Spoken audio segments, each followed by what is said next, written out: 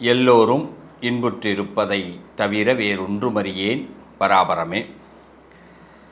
உண்மையின் பரம்பொருளாக இருக்கும் இறைவனை நம்பி நாம் உங்களை சந்திக்கிறோம். தனம் தரும், கல்வி தரும், ஒரு நாளும் தளர்வு அறியா மனம் தரும், தெய்வ வடிவம் தரும், நெஞ்சில் வஞ்சமில்லா இனம் தரும், நல்லனவெல்லாம் தரும், அன்பர் என்பவர்க்கே கணம் தரும், பூங்குழலால் அபிராமி கடைக்கண்களே. அபிராமியுடைய கடைக்கண் பார்வை என் குழந்தைகள் அத்தனை பேருக்கும் பரிபூரணமாக கிடைக்கட்டும். வாழ்த்துக்கள்.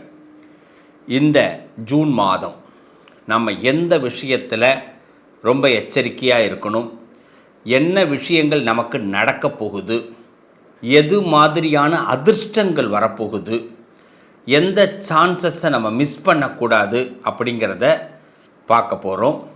இந்த ஜூன் மாதம் மாதத்துடைய பிறப்பு இந்த மேஷத்திற்கு ரொம்ப சிறப்பு. மாதத்துடைய பிறப்பில் செவ்வாய் உங்கள் சொந்த வீடான மேஷத்திலேயே இருக்கிறதுனால பூமி சம்பந்தப்பட்ட நல்ல விஷயங்கள் அனுகூலம் ஆகும்.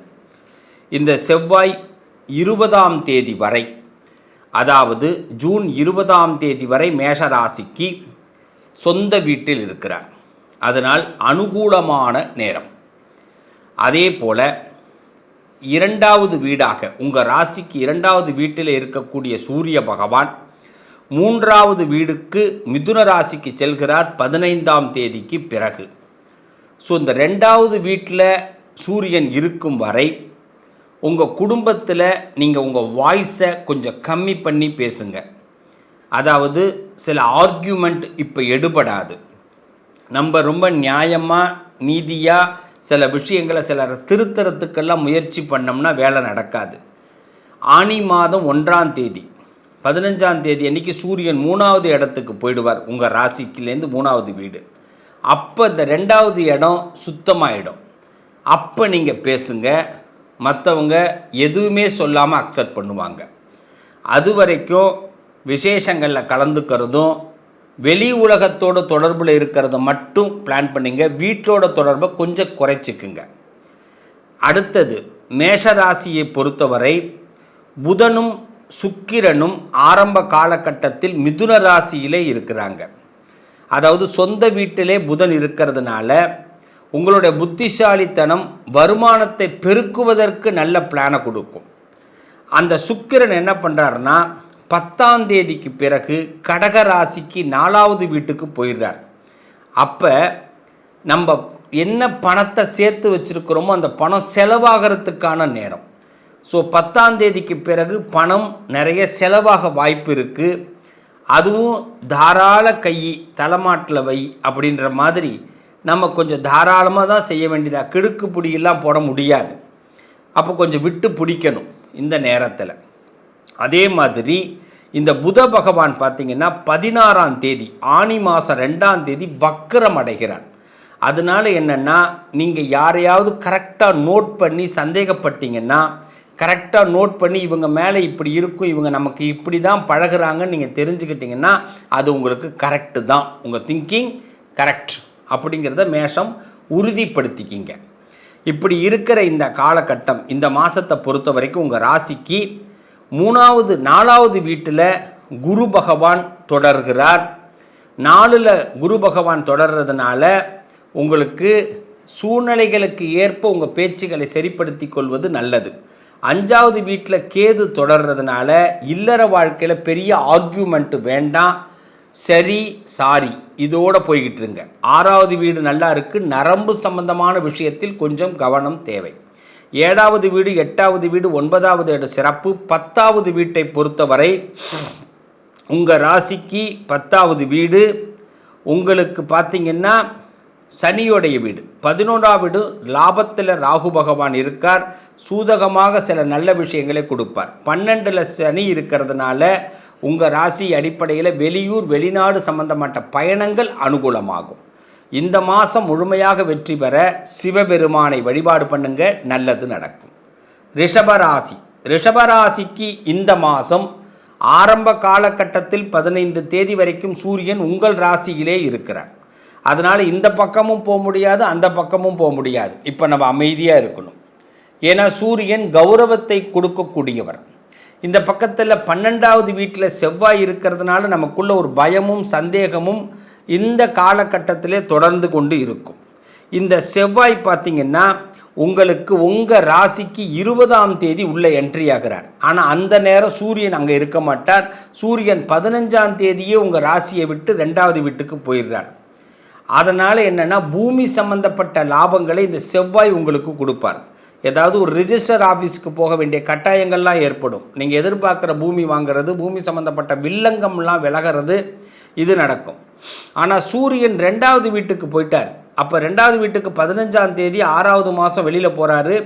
அந்த நேரத்தில் என்னென்னா கௌரவமாக சில பேர் ரிசப்ஷன் கல்யாணங்களில் போய் கலந்துக்க வேண்டியது, கொடுத்த வாக்கை காப்பாற்றுறதுக்கான சூழ்நிலைகள் ஏற்படுத்துவது, பிடிக்குதோ பிடிக்கலையோ பிடிக்கிற மாதிரி நடிக்கிறது, இதெல்லாம் ரிஷபராசி செய்ய வேண்டிய காலகட்டம். இந்த காலகட்டத்துக்கு பிறகு பார்த்திங்கன்னா வக்கரகதி அடைகிறார் இந்த புத பகவான் 2வது வீட்டில் 16ஆம் தேதி, அதாவது ஜூன் 16. அந்த நேரத்தில் என்னென்னா நம்ம அதீதமாக சில சிந்தனைகள், ஒருத்தவனை பற்றி சரியான முகத்திரைகள்லாம் சரியாக உங்களுக்கு தெரிய வரும். அப்போ நீங்கள் அமைதியாக அதை வச்சுக்கிங்க, அதை வெளிப்படுத்திடாதீங்க. நீ இதை தானே நினச்ச, நான் தெரியும் எனக்கு அப்படின்ட்டிங்கன்னா அவன் உஷாராகிடுவான். ஸோ இப்போ இந்த இடத்துல நீங்கள் கவனமாக இருக்கணும். அதே மாதிரி 10ஆம் தேதி வரைக்கும் சுக்கிரன் உங்களுக்கு 2வது வீட்டில் இருக்கிறார். ஆனால் 11ஆம் தேதிக்கு பிறகு அவர் 3வது வீட்டுக்கு வர்றதுனால இன்னொருத்தவங்களுக்கு செலவு பண்ணும் போது யோசித்து செலவு பண்ணுங்க. யாருக்காக இருந்தாலும் இருக்கட்டும், ரத்த உறவுகளாக இருக்கட்டும், நண்பர்களாக இருக்கட்டும், யோசித்து பேங்க்கில் இருக்கிறதையோ பர்ஸில் இருக்கிறதையோ எடுக்கிறதுக்கு முயற்சி பண்ணுங்கள். அப்போ இப்படி இந்த ஹேண்டில் நீங்கள் பண்ண ஆரம்பிக்கும் போது இந்த சூரியன் 2வது வீட்டுக்கு போனதுக்கு பிறகும் உங்கள் ராசியிலேயே இந்த செவ்வாய் 20ஆம் தேதி குடியேறார். பார்த்தீங்களா, இந்த லாஸ்ட் 10 நாள் உங்களுக்கு நல்ல டைமாக இருக்கும். இந்த காலகட்டத்தை உங்களுக்கான வழிவகைகளில் உங்களுக்கான சந்தோஷங்களை பெருக்கிக்கிங்க, இன்னொருத்தவங்களுக்கு செலவு பண்ணுறதை குறைச்சிக்கிங்க. இந்த காலகட்டத்தில் மகாலட்சுமியை அதிகமாக வழிபாடு பண்ணுங்க. மகாலட்சுமி தேவியை ரிஷபராசிக்காரர்கள் அதிகமாக வழிபாடு பண்ண இந்த ஜூன் மாதம் உங்களுக்கு சிறப்பாக இருக்கும். மிதுன ராசி. மிதுன ராசியை பொறுத்தவரை ராசிநாதன் உங்கள் இடத்துலையே உட்கார்ந்துருக்கார். அது உங்களுக்கு மிகப்பெரிய பலம். அதாவது ராசிக்குரியவன் புதன் உங்கள் இடத்துல இருக்கிறதுனால உங்கள் புத்திசாலித்தனம் பழிச்சிடும், சேமிப்பு திறன்கள் அதிகப்படுத்தப்படும், அறிவுபூர்வமாக நீங்கள் யோசிக்கிற விஷயங்கள் எல்லாம் சக்ஸஸ் ஆகும். இதில் ராசியிலேயே சுக்கிரனும் உங்களோடு சேர்ந்து இருக்கிறார் கிட்டத்தட்ட 10ஆம் தேதி வரை. அதனால் என்னென்னா நீங்கள் இப்போ செய்ய வேண்டிய செலவுகளை கச்சிதமாக செலவு பண்ணுங்கள். நான் இதெல்லாம் பண்ண போகிறேன்னு பிரகடனம் படுத்த வேண்டாம் 10ஆம் தேதி வரைக்கும். 11ஆம் தேதிக்கு பிறகு பார்த்திங்கன்னா 2வது இடத்துல தனஸ்தானத்தில் போய் சுக்கிரன் உட்காரும் பொழுது கட்டாயம் தவிர்க்க முடியாமல் சில செலவுகளை பண்ண வேண்டியதாக இருக்கும். அப்பையும் கொஞ்சம் பார்த்து செலவு பண்ணுங்கள். ஆக இந்த மாதம் செலவு மாதம்தான், ஆனால் பிடிச்சி செலவு பண்ண போகிறோம். நமக்கு பிரியமானவர்களுக்கு ஒன்று வாங்கி கொடுக்க போகிறோம். இதில் என்னங்க சந்தோஷம் தானே, அப்படி தான் நம்ம எடுத்துக்கணும். அதே மாதிரி பார்த்திங்கன்னா இந்த காலகட்டத்தில் ராசிக்கு 2வது வீட்டில் குரு இருந்து உங்களுக்கு சுபயோகத்தன்மையை கொடுக்குறார். நல்ல மனுஷங்களுடைய நட்பு, பெரிய மனுஷங்களுடைய பாராட்டு, இதெல்லாம் உங்களுக்கு கிடைக்க போகுது. ஸோ இது ஒரு பெஸ்ட் மந்தாக தான் மிதுனத்திற்கு அமைகிறது. இதில் இந்த புத பகவான் என்ன பண்ணுறார், உங்களுக்கு 16ஆம் தேதி வக்கரம் அடைகிறார், ஆனி மாதம் 2ஆம் தேதி. அதனால் ஒருத்தவங்களை பற்றி கரெக்டாக ஸ்கெட்ச் போட்டிங்கன்னா, உங்கள் குடும்பத்தை பற்றியோ வேலையை பற்றியோ கரெக்டாக ஸ்கெட்ச் போட்டிங்கன்னா அது கரெக்டாக உங்களுக்கு சேரும். அதாவது உண்மையை நம்புகிற நேரம், இதுதான் உண்மை அப்படின்னு தெரிஞ்சுக்கிற நேரம். இந்த மிதுன ராசியை பொறுத்தவரை ராசிக்கு 12ல் இருக்கிற சூரிய பகவான் சில விரயத்தை கொடுக்கிறார். சிலருக்காக சில விஷயங்களை பொறுத்து கொண்டு வாழ வேண்டிய கட்டாயத்தை கொடுக்கும் சூரிய பகவான் 15ஆம் தேதி 6வது மாதத்துக்கு பிறகு உங்கள் செல்ஃபை உங்கள் இடத்துக்குள்ளே வரார். அப்போ ராஜாங்க காரியங்கள் அனுகூலமாகும். அதாவது கவர்மெண்ட் மூலமான விஷயங்கள் சக்ஸஸ் ஆகும். நீங்கள் ராஜாங்க காரியங்கள், அரசாங்க விஷயங்கள் ஏதாவது எதிர்பார்த்துருந்தீங்க, பெண்டிங்கில் இருந்ததுன்னா அதெல்லாம் கடகடன் நடக்கும். அந்த நேரத்தை சரியாக பயன்படுத்திக்கிட்டு இந்த மாதத்தில் கவர்மெண்ட் சம்மந்தமான விஷயங்களில் இறங்குங்க, அது உங்களுக்கு லாபத்தை கொடுக்கும். அதுக்கடுத்து பார்த்திங்கன்னா இந்த ஜாதக அடிப்படையில் 11வது வீட்டில் இந்த இப்போதைக்கு தற்போது மாதத்தோடைய ஆரம்பத்தில் 11வது வீட்டில் இருக்கிற செவ்வாய் 12ஆம் வீட்டுக்கு வருகிறார் 20ஆம் தேதி. ஸோ சுப விரயம், அதாவது ரொம்ப கடன் ஏதாவது இருந்ததுன்னா அந்த கடனை அடைக்கிறதுக்கான நல்ல நேரம். ஏதாவது ஒரு விஷயத்தை வந்து டிஸ்போஸ் பண்ணுறதுக்கான நல்ல நேரம். ரொம்ப நாளாக என்கிட்ட இது இருக்குங்க, பிரச்சனையாக இருக்குங்க, அந்த வண்டியை விற்க முடியல, இடத்த விற்க முடியல அப்படின்னா அது விற்கிறதுக்கு வாய்ப்பு ஏற்படும். அதே மாதிரி இப்போ முதல் 20 நாள் பார்த்தீங்கன்னா 11ஆம் இடத்துல செவ்வாய் இருக்கிறதுனால நீங்கள் இந்த பூமி சம்மந்தமாக ஏதாவது கடன் வாங்கிறது, பூமி சம்மந்தமாக நமக்கு ஏதாவது ஒரு விஷயத்தை ரிஜிஸ்டர் பண்ணுறதுக்கான டைமிங், இதெல்லாம் உங்களுக்கு சக்ஸஸ் ஆகும்.